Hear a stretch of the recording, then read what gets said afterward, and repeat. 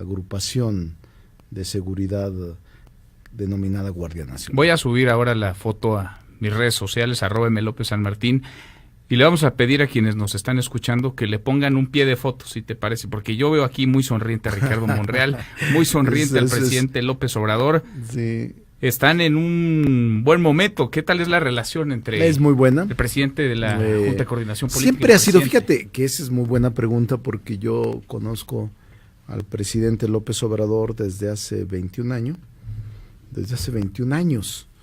que lo acompaño en toda su actividad política. Soy parte de su movimiento desde hace 21 años, salvo, Manuel, un episodio corto hace un año, no, más de un año, cuando pretendí ser candidato a jefe de gobierno, que además lo reconozco y lo acepto. El desencuentro duró unos 2-3 meses, por fortuna, y de nuevo reiniciamos nuestra relación de respeto, de amistad, de camaradería durante todos estos 21 años, salvo esta interrupción de 1 o 2 meses, 3 meses. Tú le habías coordinado la campaña presidencial incluso en el año 2012. Sí, en el 2006 primero fui coordinador de una circunscripción, la de Guerrero, Michoacán, Estado de México, esa circunscripción que era muy importante. Y luego en el 2012 fui el coordinador general de la campaña, y luego en el 2018 ahora fui el coordinador de la circunscripción 2, que por cierto era la más complicada, la del norte, desde donde históricamente menos perdíamos, ¿no? Y había nos tenido mandaban la al izquierda. tercero o al cuarto lugar como candidato a la presidencia de la República. Es donde obteníamos muy poca votación, lo que es todo el norte y el centro, que dominaba el PAN fundamentalmente con el PRI, que es desde Querétaro, Guanajuato, Aguascalientes, San Luis Potosí, Tamaulipas, hasta allá Coahuila, Nuevo León y Zacatecas. Entonces fue una experiencia extraordinaria, me tocó esa circunscripción y fue muy bueno porque logramos ganar en todos los estados, salvo en uno no ganamos, quedamos muy cerca, fue Guanajuato. Pero en todos los demás, los 7 estados, Andrés Manuel López Obrador ganó, creo que en todo el país, salvo Guanajuato. Salvo Guanajuato, 31 todos los estado ganó, salvo Guanajuato, y muy cercano, no con una gran distancia. Solamente en Guanajuato nos faltó un poco de tiempo. Buena entonces la relación con el presidente López Obrador, porque hay quienes insisten en hablar de esta división, de esta separación de poderes, o por el contrario, quienes aseguran que desde el Palacio Nacional se le tira línea a los diputados, a los senadores de Morena. No, yo creo que no conocen al presidente y no conocen tampoco nuestro comportamiento. Nosotros tenemos respeto por el presidente, provenimos de un mismo movimiento, nunca vamos a confrontarnos con él, pero el Senado tiene su propia dinámica y tiene autonomía. Incluso los grupos parlamentarios que actúan en la Cámara de Senadores actúan con mucha autonomía y con mucho respeto. Yo veo una Cámara de Senadores muy entusiasta por construir un marco jurídico adecuado. No veo una Cámara opositora o grupos opositores irracionales o interesados solo en medrar políticamente en contra del gobierno. No lo veo así, al menos en el Senado y en los grupos parlamentarios con los que yo he convivido todos estos años. Hoy mismo tuve una reunión, cuando venía para acá, la acababa de concluir, de la Junta de Coordinación Política.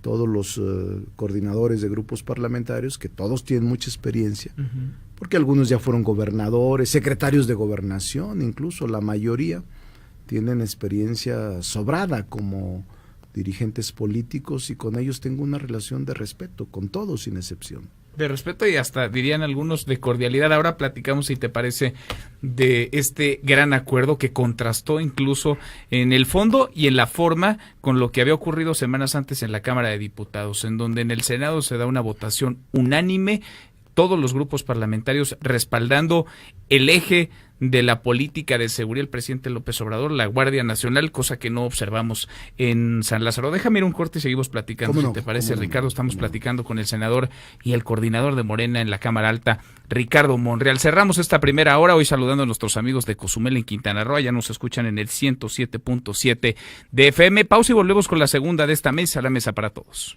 Información para el nuevo milenio. Mesa para Todos con Manuel López San Martín. Regresamos. MBS.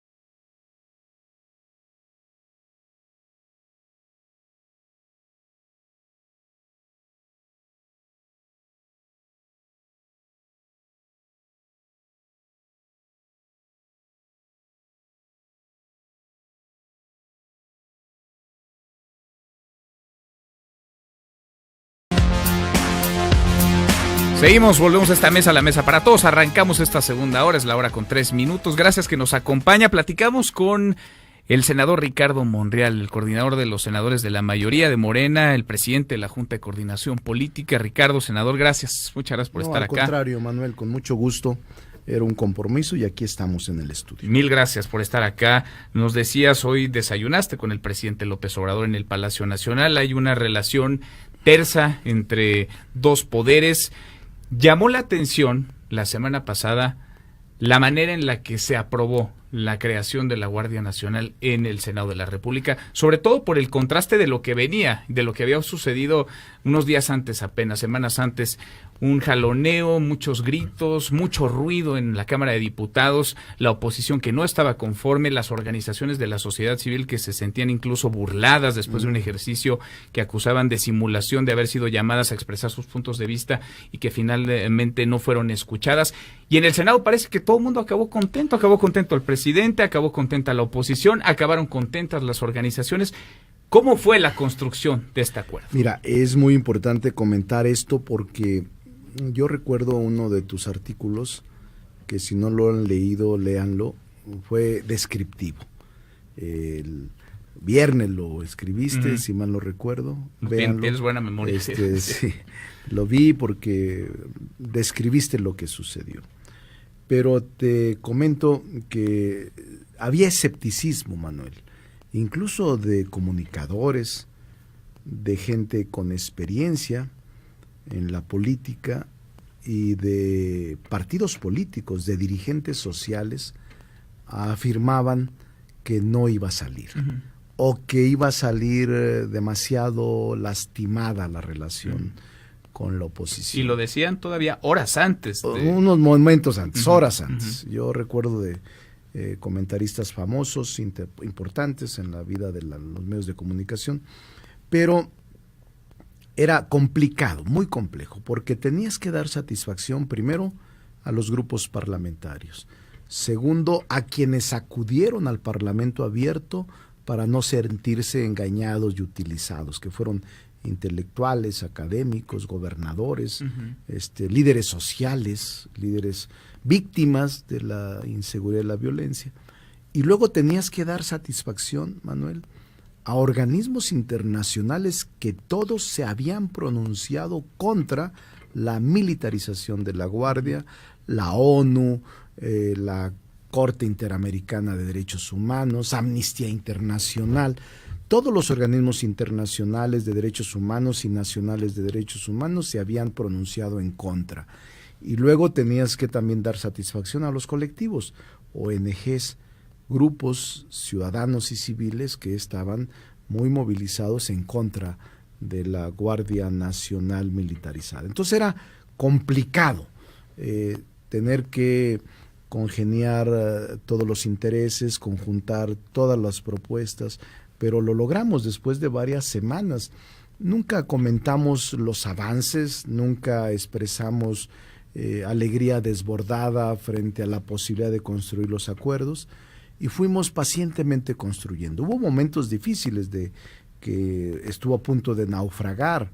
También te quiero comentar otra cosa, satisfacción de las Fuerzas Armadas. También se logró que tanto el Ejército como la Marina estuvieran satisfechos, no como ellos querían, pero sí con el reconocimiento constitucional pleno de la colaboración en tareas de seguridad pública que se les había negado desde que los sacaron a la calle y que ellos estaban en la calle por mandato de su comandante supremo, pero sin que los avalara ninguna ley, ni ninguna disposición, ni menos disposición constitucional. Entonces, conjuntar todo este tipo de esfuerzos, yo hablé personalmente con todos ellos.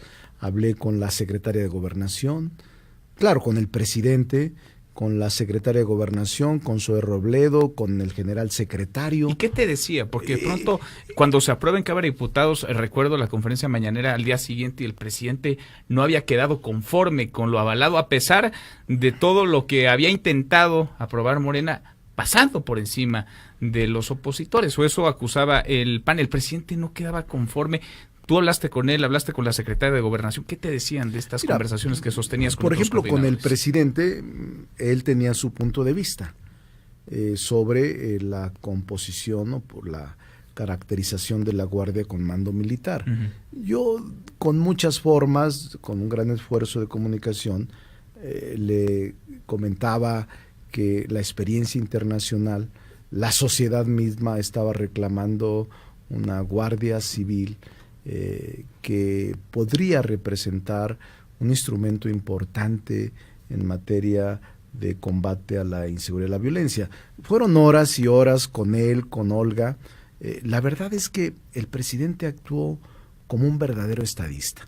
Dijo, a ver, Ricardo, yo presenté mi propuesta, pero lo que sea conveniente transitar, voy a respetar la autonomía del Poder Legislativo. Así te lo dijo. Así. Porque, insisto, hay quienes dicen es que el presidente tira línea a los diputados, tira línea a los senadores. Es falso, al menos en el caso del Senado, ¿no? Sí tenemos una relación de respeto. Por ejemplo, hoy que desayunamos, obviamente se revisa de manera respetuosa, en un auténtico afán de colaboración de poderes, cuáles son los temas más álgidos para el país. El tema, por ejemplo, de la reforma educativa, pues a él le interesa sacarla. O sea, yo estoy preocupado porque se pueda lograr la reforma educativa. Que esa es la que viene, ¿no? Esa es la próxima reforma. Hay otras que te voy a dar una primicia también importante, que por ejemplo a mí me interesa mucho sacar la de despenalización del uso de la marihuana. ¿La traen como prioridad en el Senado? Él no, yo sí. Tú sí. Yo sí, pero él dice, bueno, pues es un tema que a mí me interesa más, el tema del fuero, por ejemplo, él sí lo quiere, la eliminación del fuero, porque es un compromiso que yo hice, y si no quieren los legisladores quitarse el fuero, al menos sí el presidente de la República expresa su voluntad política y su voluntad, sin lugar a dudas, de que se elimine el fuero del presidente de la República para ser sometido en cualquier momento a cualquier juicio al que sea acusado. Es decir, esa es una expresión de él. Yo tengo mis dudas como miembro del Parlamento, sin embargo, yo, por ejemplo, sí simpatizo con la despenalización del uso de la marihuana, en este caso, no de la amapola todavía, que por cierto mañana hay una serie de mesas en el Senado sobre amapola, pero incluso... Pero marihuana sí. Marihuana ya sí. Incluso la Corte ha marcado la jurisprudencia. Hay jurisprudencia en la Corte, pero yo te diría que actuemos con audacia y ya enviemos una señal clara de la despenalización del uso de la marihuana. Y también en este mismo periodo incluso te doy la primicia completa. Tampoco me inquieta y no está ausente el que en Parlamento abierto, como lo hicimos en Guardia Nacional, escuchemos, porque incluso los que iban al Parlamento abierto, intelectuales, estudiosos, académicos, expresaron su escepticismo diciendo, bueno, vengo aquí porque por respeto a quien me invitó, pero yo no creo que vayan a aceptar nada. Hubo gente que dijo, esto es pura farsa. Sí, ya no es faramaya, es farsa. Sus opiniones iban a ser tomadas en cuenta. Es una farsa. Y ahora, es que venían del ejercicio en la Cámara de Diputados, en donde en efecto no tomaron en cuenta sus opiniones. Pero es otra cosa, estamos viviendo un tiempo distinto. Sí estamos viviendo un nuevo régimen, porque pasó de un poder legislativo cerrado, oligárquico, muy, muy excluyente, a un Parlamento abierto, de verdad, y no me extrañaría, y tampoco me parece difícil de lograr un acuerdo, de que en el tema de, que además es una demanda social, del uso de la marihuana, la despenalización y todo lo que implica, pueda aprobarse este periodo. Este periodo de sesiones. Estoy hablándote de 2 meses que nos quedan. Sí. Entonces, no te extrañe que podamos abrir el Parlamento abierto. Al menos eso tiene la voluntad del grupo mayoritario de Morena. Morena tiene esa disponibilidad de que en Parlamento abierto empecemos a discutir la conveniencia o no de la despenalización del uso de la marihuana. Yo sí creo, o sea, yo te adelanto mi opinión, pero sin embargo hay que escuchar la opinión de todos los partidos, de expertos, de gente que está en esta actividad en otros países del mundo y experiencias de derecho comparado. Pero parece que por allá va la cosa, sí, esa es una. Mañana hay una serie de mesas sobre el uso de la amapola para efectos medicinales. Yo todavía tengo mis dudas en el caso de amapola, pero sí creo que podemos ir transitando hacia estadios que antes no se conocían. Pero como eso, te puedo decir otras más en el Parlamento abierto. Pero fíjate, me llama la atención porque no solamente es la relación de cordialidad, de diálogo, que se observa a la distancia entre los diferentes grupos parlamentarios, sino la cohesión dentro de Morena en el Senado. Algo que insisto, y puede resultar tedioso el comparativo, pero es real, no está sucediendo en la Cámara de Diputados. En Cámara de Diputados lo que vemos de pronto es que hay legisladores que se van por la libre y no porque no esté bien o mal expresar opiniones, pero que de plano se confrontan con otra parte del grupo parlamentario. En el Senado parece que están todos en armonía, Ricardo, senador. ¿Cuál es el secreto? Porque permitimos que haya debate interno. Si hay debate interno, Manuel, de verdad. O sea, sí se dan sí, sus agarrones en privado con la puerta cerrada. Pero ya cuando tenemos un acuerdo todos, que podemos debatir cualquier tema, pero lo votamos, Manuel, y cuando lo votamos ya es obligación de todos, por ética, ir juntos. Es decir, si pierdes el debate, tienes la obligación de sumarte a la mayoría, al interior. Así hemos definido los miembros de la Corte, los integrantes de la propia Fiscalía General de la Nación. Todos los puestos que hemos sacado con mayoría calificada o mayoría simple, lo discutimos al interior del grupo y el grupo decide por mayoría cuál es el camino o la ruta correcta, pero ya cuando salimos hacia el exterior, Manuel, salimos unidos en un solo voto y todos respetamos.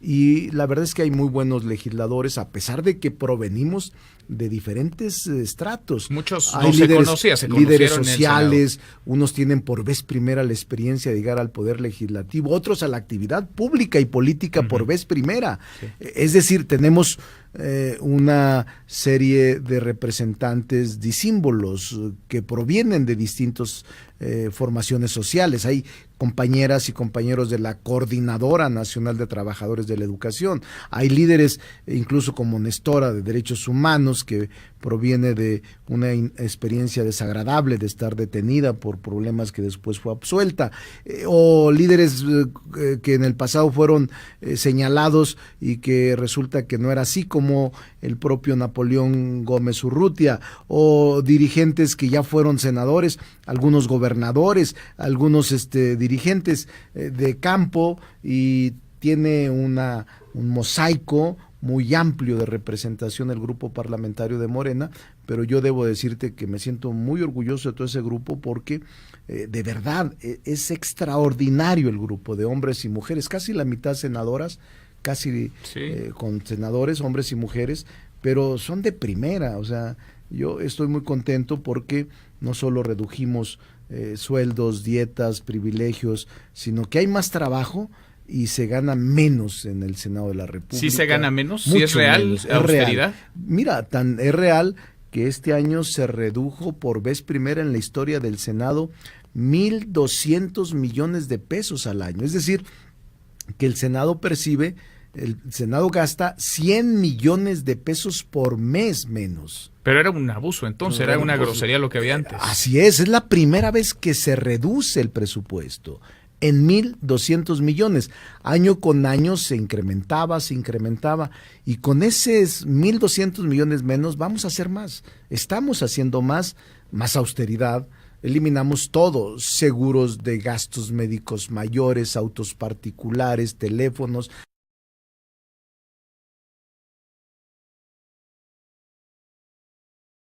Todo eso se eliminó en el Senado. Y sigue funcionando el Senado. Y sigue funcionando con eficacia. Ahora, no es un asunto solo de un partido. Este acuerdo lo firmaron por unanimidad. Todos. Por unanimidad, todos los grupos parlamentarios. Pues es por lo que votó en buena medida también el ciudadano, los mexicanos. Por la austeridad. El domingo 1 de julio del año pasado. Varios temas, Ricardo, estamos platicando con el senador Ricardo Monreal. Arrancó ya comenzó el proceso electoral en Puebla. ¿Tiene candidato Ricardo Monreal en Puebla? Bueno, tengo simpatías por los tres. Alejandro Armenta, Nancy, que son dos senadores, compañeros míos, Nancy de la Sierra y Miguel Barbosa, que fue senador. Lo importante, Manuel, es que se abrió el proceso. Eso es lo que yo podría destacar. Que no va a haber encuesta. Va a haber encuesta. Hay un proceso interno que creo arranca el sábado, el domingo. 10 días, 8 días, 10 días. No estoy muy enterado de la convocatoria, pero habrá un proceso interno de 10 días y luego un proceso de la elaboración de la encuesta, y quien resulte en la encuesta favorecido, ese será el candidato. Pero tú no traes favorito. No. Tengo mucha comunicación con Alejandro Armenta. Alejandro Armenta es un hombre de primera, es un legislador de los más eficaces que yo haya conocido, de los más inteligentes, y ojalá y les vaya bien. Lo importante es que salga bien el proceso y que todos lo acepten y acepten el resultado, que es a lo que conmino a la gente de Morena y de sus aliados allá en Puebla. Ahora, en las encuestas Morena gana 2-1, 3-1. Las encuestas, si yo creo que ahorita el proceso real es en este momento, porque después de decidir quién es el candidato de Morena a Puebla, veo que no habrá dificultades por el alto nivel de aceptación que tiene Morena en Puebla, y que no veo ya ahora ningún partido que le pueda hacer contrapeso. El PRI, lamentablemente, muy débil. El PAN, que era el partido con mayor posibilidad de éxito, lo veo dividido ahora. No me alegra. Nunca me ha alegrado que los partidos se debiliten o desaparezcan. Creo que un régimen de partidos fuerte le hace al país bien. No creo en la inexistencia o el que se debiliten los partidos para poder ascender al poder público. No creo en eso, y creo que una oposición con partidos fuertes o un régimen de partidos fuertes le ayuda mucho al país, a cualquier transición política, y ahora no es la excepción. Pero hay cuestiones que podrían ensuciar o empañar el proceso electoral en Puebla. Hoy en la mañana el presidente López Obrador dio un jalón de orejas a la Secretaría de Comunicaciones y Transportes, que había decidido reservar por 5 años parte de la información de este trágico accidente en el que muere la gobernadora Marta Erika Alonso, su esposo, el coordinador del PAN en el Senado, Rafael Moreno Valle, y 3 personas más. Tendría que abrirse, tendría que saberse ya pronto, incluso antes de la elección, qué pasó en ese accidente. No tenemos la información oficial, no conocemos las razones que se argumentan de seguridad nacional para mantenerlo cerrado. Siempre, en cualquier caso, la transparencia es mucho mejor, Manuel. Ese es mi punto de vista. No hay que ocultar, no hay que cerrar, no hay que mantener en sigilo ninguna investigación del nivel de estas. Porque ya empezaron los sospechosistas. Platicaba hace unos minutos con el presidente del PAN, con Marco Cortés, que lanzaba una acusación o un señalamiento muy temerario, en el sentido de que el accidente pudo haber sido provocado. Sí, me parece que no conviene a nadie generar especulaciones inciertas, generar este tipo de especulaciones que te hacen pensar en que el único propósito es medrar políticamente con las víctimas. Yo no comparto eso. Incluso la comisión senatorial, yo siendo parte del grupo mayoritario y su coordinador, acepté que en la comisión de senadores que se dio para el seguimiento de esta tragedia del 24 de diciembre, la presidiera una senadora de Puebla, y es del PAN, y es una senadora extraordinaria, que es del PAN, pero es una mujer honesta, es una mujer que está y que estuvo muy cercana a Rafael Moreno Valle, y por eso aceptamos que ella presidiera en el primer término de esta comisión plural todo el proceso de seguimiento de la investigación. Yo creo que debería abrirse, ese es mi punto de vista, o sea, que no se oculte ningún tipo de nada, que los peritajes que varios grupos, incluso de carácter internacional, estuvieron desarrollando, se den a conocer, porque no vale la pena pues generar este tipo de sospechas, de dudas, de suspicacias. A nadie le conviene, pero tampoco me gusta que se aproveche un hecho tan lamentable, tan triste para las víctimas, para su familia, sobre todo de Marta Erika Alonso y de Rafael Moreno Valle, para situarlos en el pandero de la disputa política o para hacer campaña con ellos. Me parece que es deleznable para cualquier persona hacer uso tan así evidente. No, yo creo que hay que dar paso a la investigación seria. Nosotros no tenemos ningún interés por ocultarla. La propia comisión plural que le da seguimiento está por citar a comparecer es otra primicia, yo te estoy dando muchas primicias, a comparecer al secretario de Comunicaciones y Transportes. Ayer me lo planteaba la presidenta. Va a ir el secretario de Comunicaciones y Transportes al Senado. Lo van a citar. Y yo no me voy a oponer, Manuel. Porque antes se acostumbraba que te protegían a los secretarios. La mayoría del Congreso protegía a los secretarios para que no fueran a rendir informes o a confrontar investigaciones o a comparecer simplemente sobre algunas iniciativas. Nosotros no vamos a proteger a nadie. Tienen que ellos aprender a respetar al Parlamento y dar informes al Congreso, que es lo que la gente necesita. Por eso no sabía, porque hoy no pude revisar la parte de la mañanera. Me dices que hubo un pronunciamiento del presidente. Sí. No lo conozco. Le jaló las orejas a la SCT, dijo que toda la información debe de transparentarse, que no se oculte nada. Claro, por supuesto, por muy importante que sea. Ahora, si es seguridad nacional, ¿quién califica el que sea un asunto de reserva por asuntos de carácter nacional? El presidente es un hombre muy práctico, pero muy congruente en lo que piensa y en lo que hace.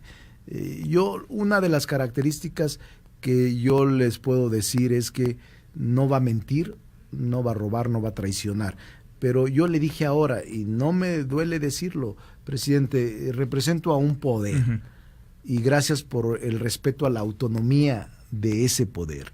Soy el primero que reconoce que ha habido en los hechos una autonomía y un respeto a la autonomía. Le dije, pero no dejo de reconocer, yo, se lo dije así, Manuel, me siento orgulloso de haber pertenecido a un movimiento que está transformando México. 90 días va a cumplir en el día 10, por cierto, es la tercera primicia que te doy. A ver. El 10 de marzo tiene, me lo comentó él, seguramente después lo comentará, el 10 de marzo tiene en Palacio Nacional su acto de informe de los 100 días. De los 100 días. De los 100 días. 100 días que... 100 días que parece ser que estamos en una mitad de sexenio. Pues ha pasado muchas cosas. Yo creo que tiene más hechos destacables que... Pero este es el ritmo que tú crees que veremos durante el resto del sexenio. Mira, yo lo conozco desde hace 21 años y no ha disminuido su ritmo, salvo cuando tuvo aquel percance con el corazón del cateterismo que le tuvieron que aplicar hacia el año, ¿qué sería? 2013, 2000, después de la elección del 12, 2014, salvo esos meses que guardó y que mantuvo una calma moderada, yo ahora lo veo impresionantemente este arranque del sexenio dinámico. Es lo que tú habrías pensado, es un arranque en donde el presidente está cumpliendo lo que dijo, donde ha quedado a deber. ¿Cómo ves este arranque de gobierno? Yo creo, para mí como mexicano y como miembro del Poder Legislativo, me parece que cumplió las expectativas, que ha cumplido las expectativas, sobre todo con su honestidad, sobre todo con el sacudimiento de la parafernaria del régimen presidencial caduco, imperial que nos tenía a todos inconformes, y con la actitud, pero también con la eficacia. Está en todo, Manuel, es impresionante la capacidad que tiene para estar en todos los renglones más importantes, pero también su equipo es importante que le ayude, porque un hombre, por más capaz, por más inteligente que sea, no puede cargar sobre el peso. ¿Ves grillas total de adentro del gabinete, en el equipo del presidente López Obrador? No las permite, el presidente, no sé si las haya, pero mira, yo tengo una muy buena relación con Olga Sánchez Cordero, con Julio Scherer, que los veo muy cercanos al presidente, con el propio secretario de Hacienda, Ursúa, con el secretario de Seguridad Pública, que en este momento es el de mayor el de mayor cercanía por lo de la Guardia Nacional. Tengo muy buena relación con Rocío Nale, tengo muy buena relación con los secretarios de la Defensa y de Marina. Es decir, no veo, es más, yo creo que ni tiempo tienen para andar grillando para las intrigas palaciegas que siempre existen, siempre existen. El tema es que el presidente de la República no cree en ese tipo, aunque existan, y no les da ningún carácter de veracidad, ni tampoco de seguimiento. No se entretiene, Manuel. Yo lo conozco bien, 21 años, y no se entretiene en ese tipo de situaciones. Ricardo, te agradezco mucho esta conversación. Muy agradable. Vivimos en el futurismo político en este país. Ricardo Monreal pensará en lo que hará dentro de 6 años, en la elección de 2024. No te voy a decir lo que voy a hacer. Descansar después de este ajetreo tan importante. Yo, la verdad, no me imagino a Ricardo Monreal, exgobernador, exsenador, exdiputado, cuando ya no, yéndose a descansar. Mira, una de las aspiraciones que a mí me hubiera gustado mucho era la del gobierno de la ciudad. Porque es una ciudad que yo quiero mucho, a pesar de que yo soy de Zacatecas, nací en Zacatecas, mi vida pública ha estado más vinculada con la Ciudad de México, porque he sido 3 veces senador, pues aquí he vivido, 3 veces diputado federal, aquí he vivido, jefe de la Cuauhtémoc, aquí he vivido. Pero me hubiera gustado, y yo decía que yo pensé que iba a dejar de estar en la política. Soy maestro de la UNAM, doy en la maestría, tengo horas en la maestría de la UNAM, en el posgrado. Me siento muy bien, no he dejado mis clases, a pesar de que es pesadísimo, pero no dejo mis clases en la UNAM.